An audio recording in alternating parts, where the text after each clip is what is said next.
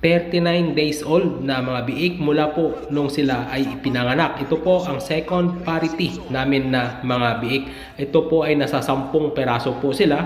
Nagbibigay po kami ng Vitamin Pro Water Soluble Powder every other day po sa mga biik na ito. Dahil nga po 39 days old na po sila, 8 kutsarita o 2 sachet ng Vitamin Pro Water Soluble Powder po ang aming ibinibigay sa kanila. Ang isang kutsarita ng Vitamin Pro, 1 litro ng tubig. Kaya 8 litro ng tubig sa 8 kutsarita o 2 sachet ng Vitamin Pro Water Soluble Powder. Sa 10 po sila. Pero sa pagdating ng 60 days old na po nila, 1:1 na po. 1 kutsarita sa 1 litro ng tubig bawat ulo na po sa kanila hanggang sa 15 days before bago po sila ma-dispose para makapag-discharge naman po ang ating mga alagang baboy bago po natin ito ipasa sa mga consumer. Ito naman po ang aming inahin na pang third parity na po ito kapag ito po ay nagpasampa ulit. Ito